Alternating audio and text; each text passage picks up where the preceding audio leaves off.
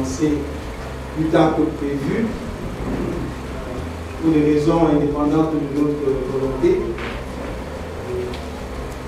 J'ai suivi, comme vous pouvez l'imaginer, par téléphone, l'arrivée des uns et des autres. Quand on m'a dit que les journalistes étaient présents, je suis arrivé, mais il ne vous a pas échappé que 5 à 10 minutes après mon arrivée, il y a eu une interruption de l'électricité de Néo.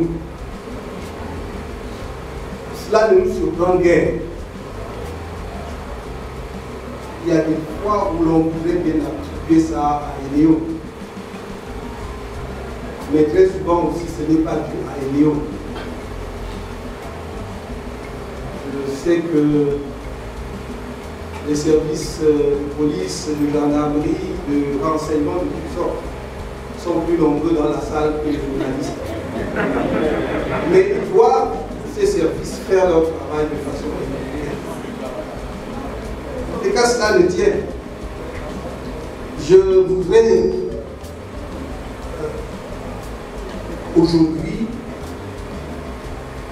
faire une déclaration formelle devant la presse en raison de la gravité des événements que nous observons depuis un certain temps, depuis un moment, dans notre pays. Donc, il s'agit d'une déclaration sur le coup d'État électoral des DECA en préparation et de l'alerte sur les exhortations à un coup d'État militaire au Cameroun. À mesure qu'on avance vers l'année 2025,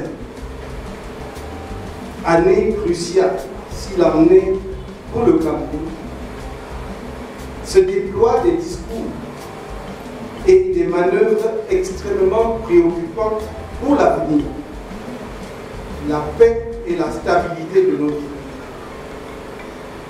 Les scénarios de coup d'État sont exposés en toute tranquillité par le parti au pouvoir, sans que l'on ait l'impression que les autorités de la République, c'est-à-dire celles qui sont en principe en charge de l'intérêt de l'État et du bien commun de tous les Camerounais, en soient préoccupés. La partie complice de ces autorités nous amène aujourd'hui à une situation où l'on est devant deux scénarios de coup d'État. L'un, le coup d'État électoral, est en pleine préparation et les camps étant chargés de le mettre en œuvre. L'autre, le coup d'État militaire, est une exhortation appuyée et non dénoncée qui pourrait nourrir des tentations. À travers les différentes élections attendues, élections municipales, législatives et présidentielles, les Camerounais auront l'occasion exceptionnelle de se débarrasser par les urnes et dans la paix d'un régime qui ne leur a épargné ni souffrance, ni humiliation, ni injustice de toutes sortes depuis plusieurs décennies. De façon très simple, il s'agira pour les électeurs camerounais aux différentes élections à venir de dire à ce régime à bout de souffle, incompétent et corrompu, arrogant et déprimant, stop, ça suffit. Ou au contraire, nous en voulons encore de la souffrance, des assassinats non élucidés et impunis, des injustices et de l'autorité. Ce sera un vote pour la dignité et la renaissance ou pour la résignation et le désespoir total. conscient des enjeux de ces élections qui se profilent à l'horizon et dont il entrevoit l'issue au regard de l'extraordinaire prise de conscience des Camerounais, le pouvoir, apeuré et paniqué, fait feu de tout bois. Mais pour tenter de conjurer le sort qu'il mérite au regard de la situation désastreuse dans laquelle il a plongé le pays, et que les vieilles recettes, comme le tribalisme et la corruption, ne parviennent plus à étouffer, le pouvoir s'est lancé dans la réalisation d'un coup d'État électoral préventif.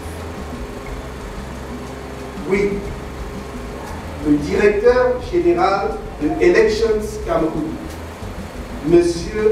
Éric Essouci, et les membres du Conseil électoral sont en train de perpétrer sous nos yeux et ceux de la communauté internationale un authentique coup d'État électoral. L'action criminelle des organes dirigeants de cette institution et l'État, censé être l'organisateur impartial du jeu électoral, est visible à travers les multiples violations assumées des lois électorales. Il foule au pied la Constitution du Cameroun et les lois électorales avec l'objectif clairement affiché de permettre, une fois de plus, au RDPC de se maintenir illégalement et illégitimement